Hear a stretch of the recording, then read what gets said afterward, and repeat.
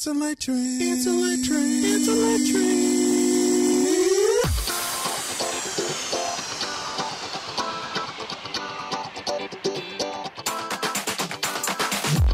All right, everyone.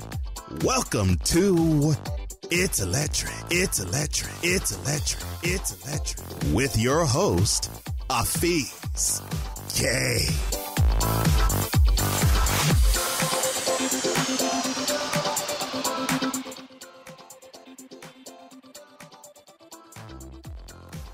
Hello, everyone, and this is It's Electric.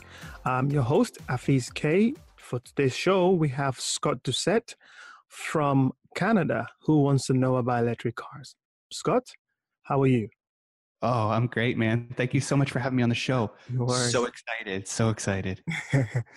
So, what do you want to know about electric cars, and how may I help you answer those questions? Yeah. Well, first of all, thank you for putting the show together, because I think it's so important because of the way the environment's going, the way the world is going. Burning fossil fuels to get from point A to point B, it just seems like more and more of a stupid move. And I know I might insult some petrol heads by saying so, but it seems dumb to me. But that's so true. You probably know this guy. His name is called Elon Musk. yeah, I know Elon Musk. Yeah, he basically said it's the dumbest experiment ever. Basically warming up our atmosphere, the only atmosphere we have, in the hope that we might be wrong, that there isn't anything called climate change. But if we were wrong, then we're in trouble. So do you really want to gamble, and find out that we actually are wrong? So yeah, you're right. Yeah, and I personally don't want to make that gamble. And I know quite a few people who are quickly becoming, as I like to call them, converts to the electric car mentality. Yeah. But my issue is, I'm not from a heavily populated part of Canada. I live off in the rural countryside. And so electric cars are not really a thing here. The best we've seen are hybrids, which, as you know, for people who are listening in who are familiar, you know that it's basically like half and half. Yeah. It's still a petrol engine vehicle, but with an electric component to it. And so my best education has been from Top Gear. Uh-oh. Yeah, uh-oh is right? So to get the opportunity to jump on and talk about electric cars is so big to me. But my issue is that even if I wanted to buy one of these, I have seen one charging station throughout my entire province.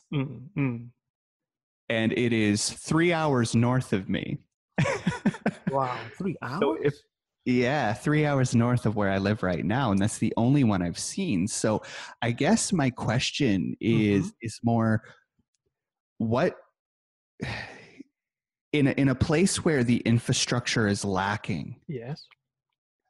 How can electric cars be more of a reality? Well, I can answer that question easily. I'll tell you why. Because what you find is that majority of EV owners, especially even in the city where we have a high density of charging stations, 90% of the time you charge at home.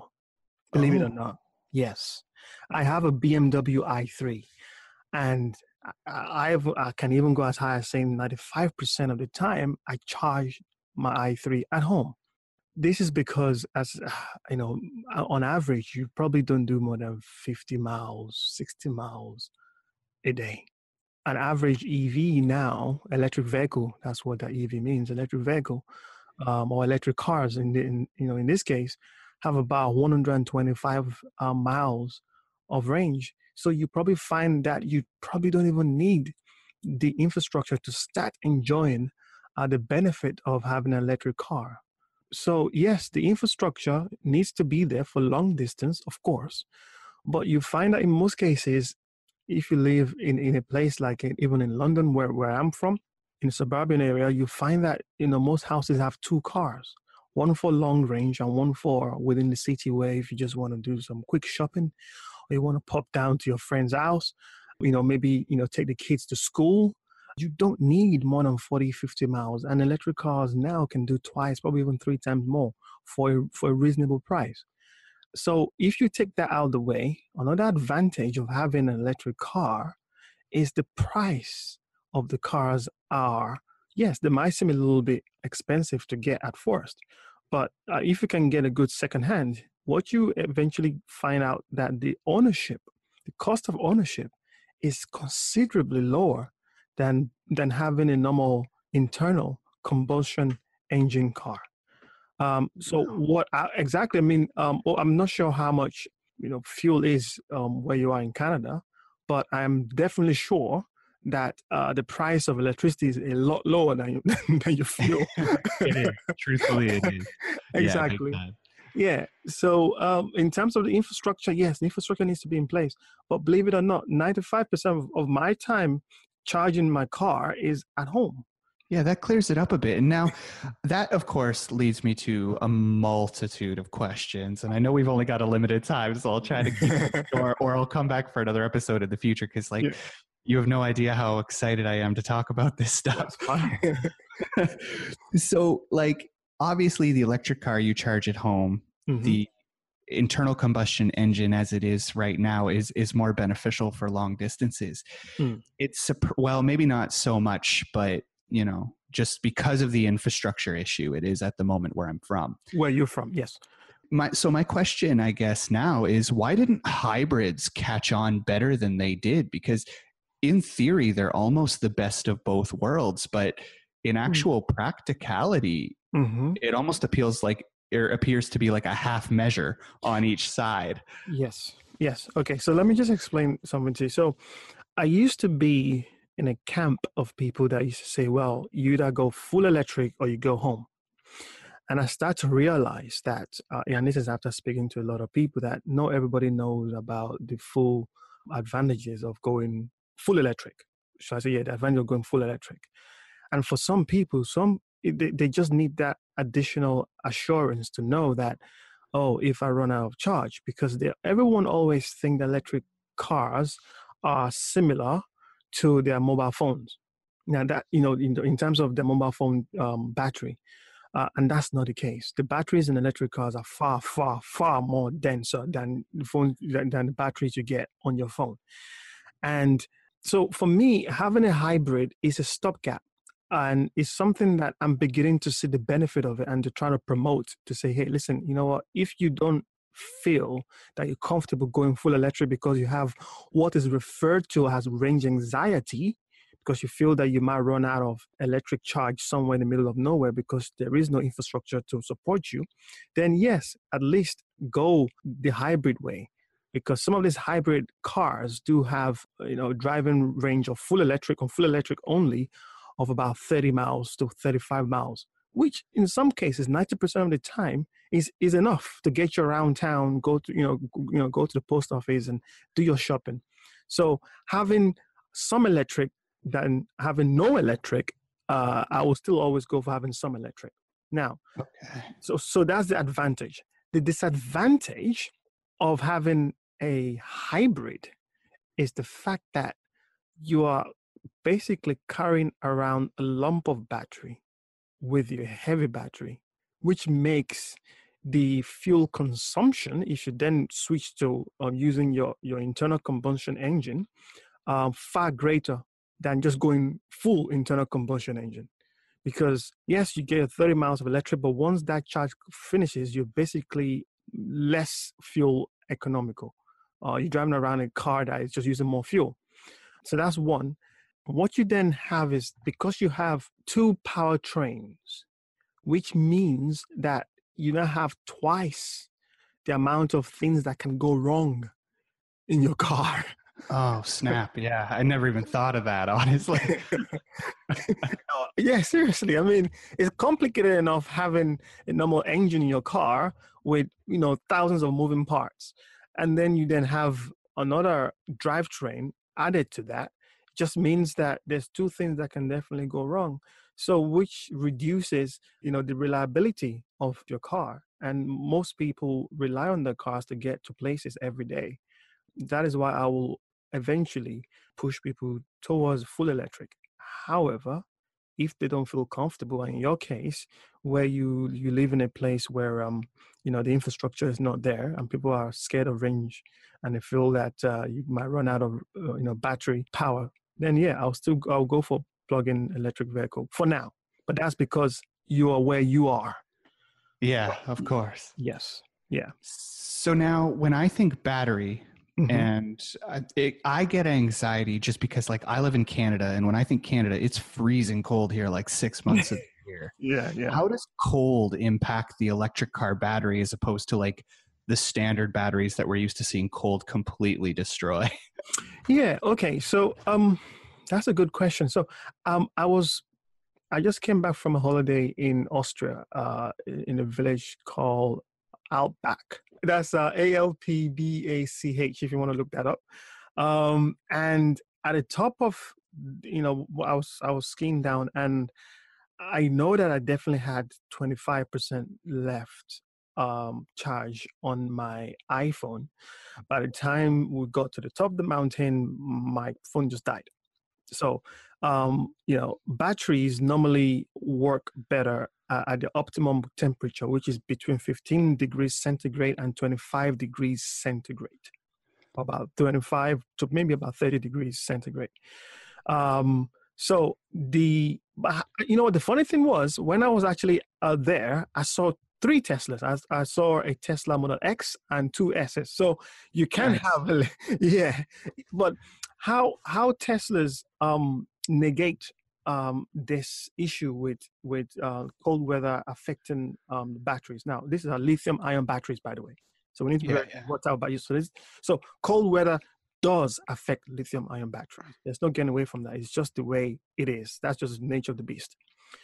And what I found how Tesla negate this is because the battery is so huge that even if you're going to lose some capacity, it's still going to be enough. So Teslas have about 300 miles range.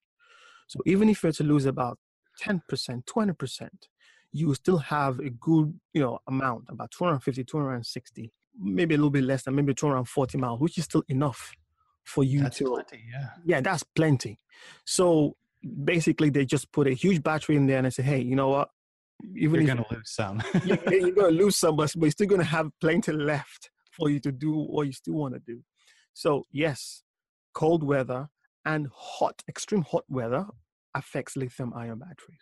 But then again, cold weather, where you get extreme cold, places on Earth that people do live, that is highly populated, that you get extreme cold or extreme hot, is a lot less than where you get people where you have the right amount of temperature for where lithium ion can operate effectively.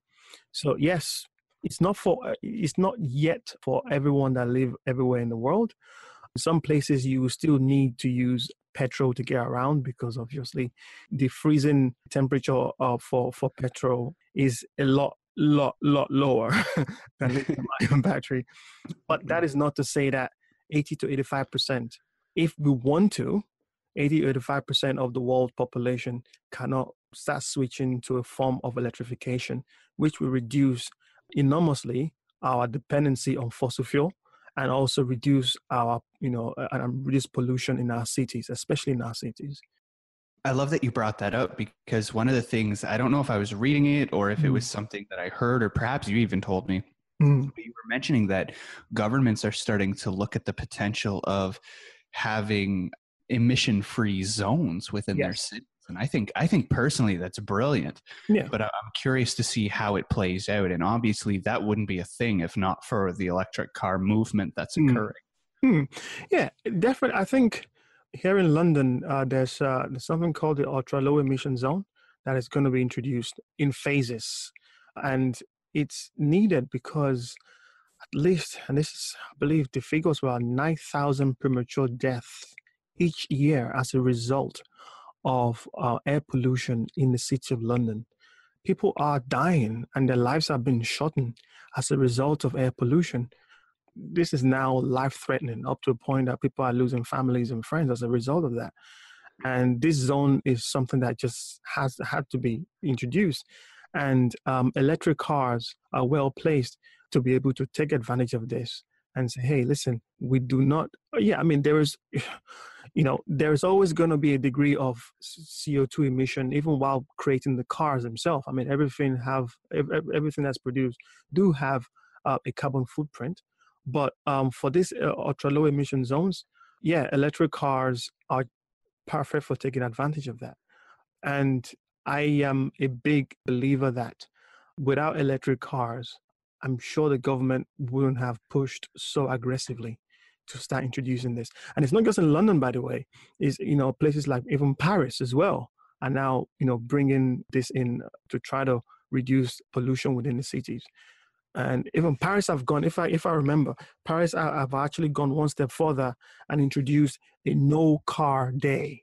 So it's not just yeah, that's how bad the pollution is. So there's a no car day. And yeah, I mean, but let's not kid ourselves. We all need transportation. We all need private transportation. Yeah, public transportation can only go so far. There are some times when there are some journeys that they're just unplanned for. You want to be in your own private space with your family and friends. And we will always need private transportation. And electric cars, to me, are the best, option that we have right now. So, yeah. Beautiful. So I have two more questions before I let you get on with your day. Yeah.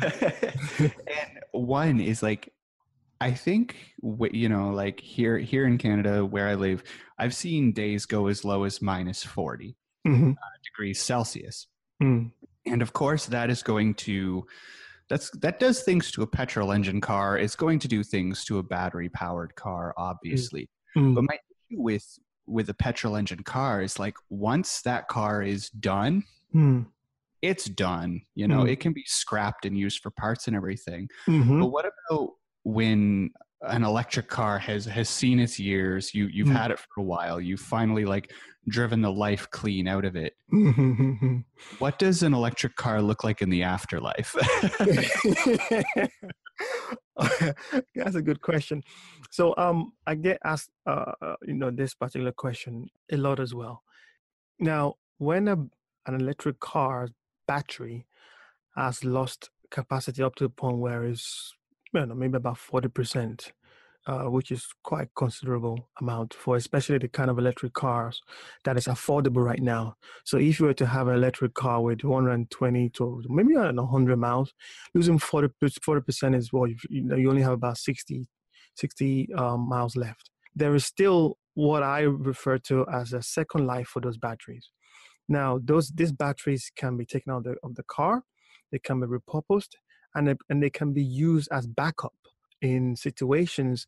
For example, they could be coupled up to solar panels where you can maybe during the daytime, you can have solar panels that can get energy from the sun and is stored into the battery and then can be used when there is no energy, or maybe at night in places like, I don't know, where there isn't any grid system there. So if you want to stay in a place where you want to introduce microgrids, for example, those sort of batteries can have a second life and they can go on for another 10, 15 years. Now, but don't forget that if your normal electric car, when I say a normal electric car, I'm talking about the Nissan Leafs and the BMW i3s and the Kia Soul, the Renault Zoe.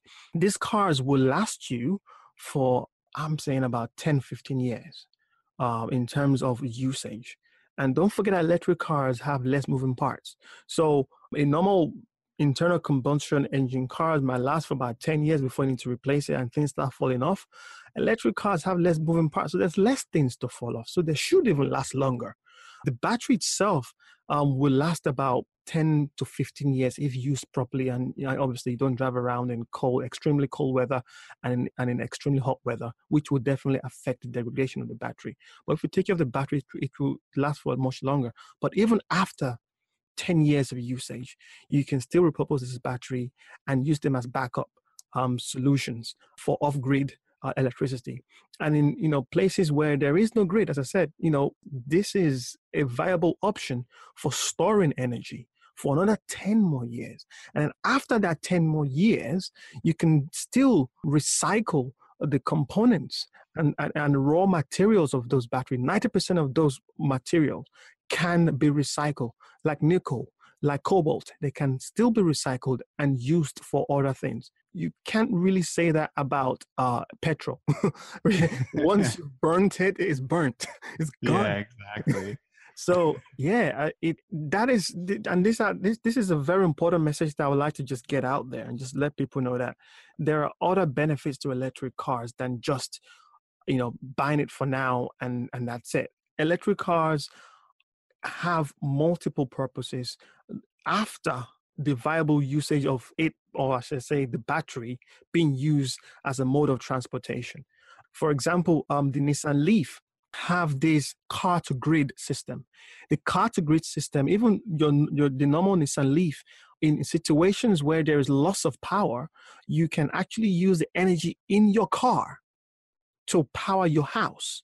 So instead of your charging stations or your charger that you have in your house, charging your car, in case of emergency, you can actually reverse the charge, the polarity of the charge, and the energy will flow from your car back into your house to power your house for maybe 2, 3, 4, 5 days in case of emergency. Yeah, that is something else.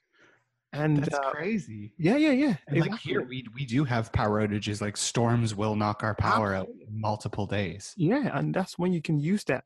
Use the car to actually power your house. To get you through those difficult times. There's a lot of advantages that needs to be, communicated to people that don't know it. That's insane. I had no idea that you could literally use your car to then provide power to your home. Absolutely, because don't forget, people think about electric cars as just the normal conventional cars. I like to think about electric cars as energy on 4 wheels. If you take out, the 4 doors and you remove, the body of electric car, what you have is essentially an energy storage. It's a power bank. That's what you have. So what you have is loads of power banks driving around the city. And if there's an emergency, all these power banks have enough energy to basically power a small city. So and that is what we need to start considering as well when we're thinking about, other advantages of having electrification and electric cars, is what other advantages can they bring? And then you start to see how cost effective these vehicles can be. My God. Sorry, you're just blowing my mind, man. I'm so impressed by this. Yeah. So finally, again, my knowledge of electric cars very, very limited. And I've got a few personal favorites that I've seen, hybrids and things like that over the years. Like one of my personal favorites, just because of the way it looked, was the Fisker Karma, the Eco Chic.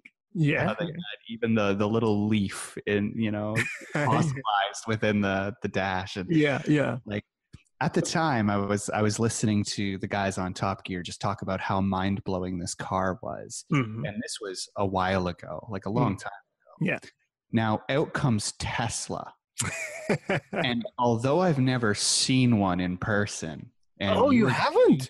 No, and you are going to change that for me someday, I hope. Yeah, you better come down to the UK. We need to go on a road trip. We need to go south of France or something.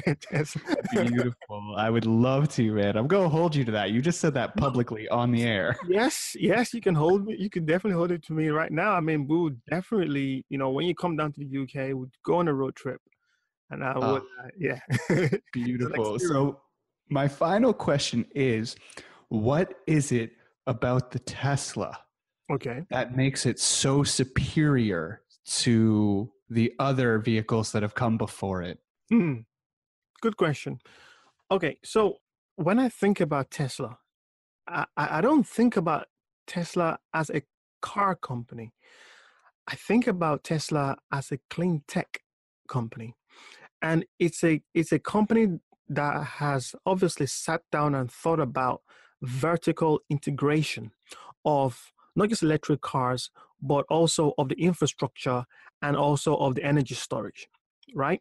So Tesla is thinking about the entire ecosystem.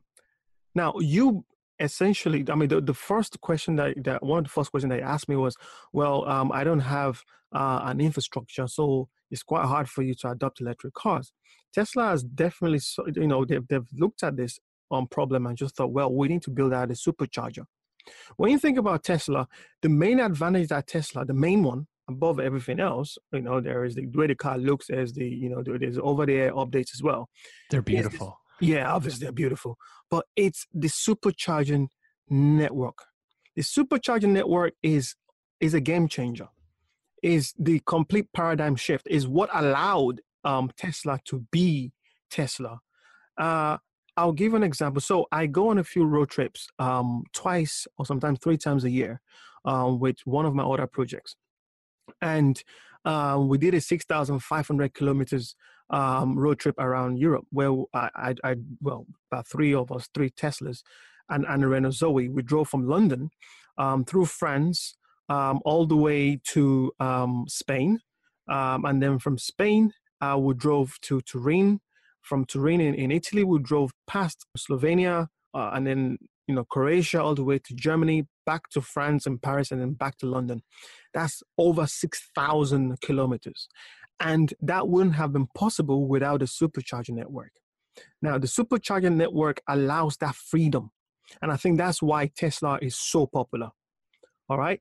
And obviously, the second reason why Tesla is so popular is if you look at every other electric cars before Tesla, and they have been, don't forget that Tesla wasn't the first electric car on the market or the most popular electric car even right now. It was the Nissan Leaf. Now, the Nissan Leaf looked like something that your geeky little brother will probably drive. And Tesla, and Tesla made electric cars beautiful, and you're proud to be seen in one. Whereas every other electric car that came before the Tesla just looked like something you'd be ashamed to be in. So a hipster would love it because they're saving the environment, but that's about it. Yeah, exactly. But and that is what I'm trying to put out there and trying to tell manufacturers that it is not just good enough to just make compliance car, because these cars were just done just as we've made something. Here you go, you can have it. Tesla made the cars beautiful. They made them desirable. They make them practical, and they make them usable as well. And that is why they are the company that they are right now. But however, if you look at what they've done, it's not rocket science. They've basically used the technology that we currently have right now and just applied it in a way that allows this revolution to happen. The lithium-ion battery was not invented by Tesla. The chargers was the DC charging was not by Tesla. Even in terms of over-the-air updates, was not invented by Tesla. I mean, mobile phones do that. But what they did so well, just like Apple before them, was take this technology that's already existing and combine them together to make a viable product. And that's what they have. And that's why I think every car company right now is trying to catch up to them. But also the reason why all the other car companies are trying to catch up to them, but they don't want to catch up to them right now, is because if they do put all of their investment or even majority of their investment into electric cars, what is going to happen to all the other car models that they've spent billions, and I mean billions, of investment and research and development over decades? Probably, in the case of Daimler, Mercedes, over a century, trying to perfect. So for them, they kind of caught between two things, It's like, okay, do we go full electric, or do we stick with the internal combustion engine cars that we've spent so much money trying to refine and trying to make better? Because no one can tell me that an internal combustion engine car is more efficient, more cost effective, nor is it even quicker, because electric cars have got torque from 0 RPM. No, well, apart from drags, if you go to a drag strip and you start, and you get into those, those drag racing cars, a normal car that's available to the average Joe cannot make torque from 0 RPM. All electric cars, no matter how cheap they are, they were literally born with that capability. That's what electric car gives you. And Tesla has that, and Tesla is basically milking that. But I mean, the fastest Tesla I think is the P100D Ludicrous Plus, 2.3 seconds to 62 miles an hour. And this is probably the first proper car that they've made from a company that's probably just 13 years old or 14 years old. So imagine if they had the same amount of time and money and research and development that all the other car companies have. They will, the other companies are scared right now, but they don't know what to do because they spend all their money. If they go full electric, what's going to happen to all the other cars? So to answer your question, why Tesla is so desirable is because they just understand electric cars. They have no conflict of interest. They're either full electric or they're nothing. And they make the cars desirable. They make it fast. But the number one reason is the supercharger network. That's what it is. Nice. I really appreciate that because, like I said, I've never ever seen one in person. I've heard all kinds of good things about them, but it's nice when you have someone as knowledgeable as you are on the topic to just sit down and be like, okay, man, spell it out for me. So I have a bit of a question just out of curiosity. Yes. How did the Renault do? How did it stack up on that road trip compared to your Teslas? Well, you see, the thing about I always say this. The thing about electric cars is range is king. And the Renault that I'm talking about in particular is the long range Renault that has 186 miles range. And it did well. Obviously, it couldn't keep up with the Tesla because the Tesla had the advantage of the supercharger network. And with the Renault, we had to look for places to charge. Some places that we found that that on the map it says there was a charger there. The charger wasn't there, or if the charger was there, then obviously it's not working, or maybe we have to use a different RFID card. Whereas with the Tesla supercharger network, because it's one ecosystem, is one company, you just drive up to the supercharger and just plug it in. And the charger and the car just communicate through the protocol, charging protocol, and that's it. Then it just works. I mean, we didn't pay a penny to do all that 6,500 kilometers. Nothing at all. It was free. Absolutely free. Like, imagine if you had to do 6,500 kilometers. Do you know how much you'll have to pay on fueling the car? It was literally free because it was part of the Tesla experience. Wow. I mean, I don't want to sound like a Tesla fanboy at all, because I'm not. But well, you're turning me into one. You know what I mean? I don't want to sound like a Tesla fanboy at all. But credit where credit is due. I will always, for me, BMW. I have a BMW i3. I live in London. Tesla will be too big for me, so the i3 does me well. So I've got the car that suits my need.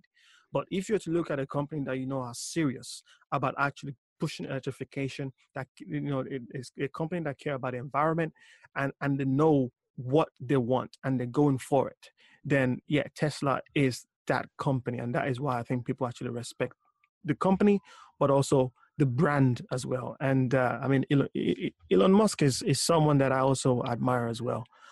I think we need people like him.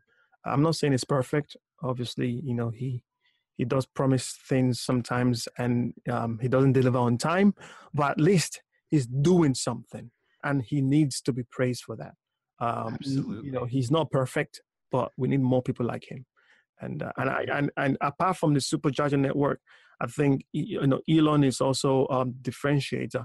I mean, how many CEO of a company do you see is always on Twitter and is happy to answer questions from from customers? And and I think that's he's also a big differentiator as well as the reason why Tesla is the company that it is right now. Brilliant. I love that. I couldn't have asked for a better answer, honestly. So now, yes, my final question is coming from the mind of a purchaser. Uh-huh. under my current conditions with minus 40 weather in the wintertime, with obscenely hot summers, with long distances between charging points, if I find them at all, and with the infrastructure just not being there, would it be a smart move to purchase an electric car now, or to wait and see if Canada does more for electric car owners? What should come first, the chicken or the egg here? Okay, so again, this is a familiar question. What comes first, the chicken or the egg? The charging stations, or do you want or incentive for the government to push for more electrification? Yes, definitely the infrastructure, without a shadow of a doubt. You know, while traveling around Europe, it is quite clear that even if you give a car, an electric car, 500 miles range, 600 miles range, 700 miles range, it will always run out because there is no infrastructure. So it doesn't matter how long your range is, you're going to run out. You can't charge. If you're going to, obviously, well, again, as I said, it depends on what you need the car for. Now, if you just need to run around town, all right, you're fine. You can go for electric car. But if you only have one choice and one car, and you want the car to be multi-purpose, then my recommendation for you as someone that wants to get into electrification is to go for a hybrid. Go for a hybrid. It's because with a hybrid, you will have your 35 to 40 miles to run around town for what you need it for. And if you want to go long distance, you know that you can always go long distance. And that is purely because of your situation, because the infrastructure is not there for you. Now, my second answer is you can also start writing to your mayor, to your government officials. I mean, over here we've got people called MPs that we can write to if we want things to be changed. And if you can get enough people to sign a petition, lobby them, tell them, listen, this is good for the environment, this is good for the city. A healthy city is a healthy workforce. If you have a healthy workforce, which means that people can obviously go to work, and actually make more money, and the government will actually, make more money from taxing you people, because, it is to their benefit to clean up the air. And, I think there was a study that I read on Google that says that 30% of pollution on Earth is through either 30 or 35% is through vehicular means. So even if we can reduce our dependency on fossil fuel cars or internal combustion engine cars by 50%, there will be a significant or at least noticeable difference in a lot of the health issues that we have in our cities. But for me, to answer your question, I would say go for hybrid electric for now, until the infrastructure is in place to support full electric. Beautiful, beautiful. Thank you for that. I appreciate that. That clears up a lot of questions that I've had. That's fine. It's good. I'm glad. Yeah, I mean, if any of our listeners out there, wants to ask questions, I'm always happy, to answer questions, to do it, with electric cars. This is my passion. This is what I love to do. And please, we all one community, and let's share our views. And if there is anyone out there that also love electric cars and would like to share that knowledge as well, please come onto the show. It's Electric, and I'd love to have you on the show and learn from you as well. So knowledge is power, as I always say. And thank you for listening.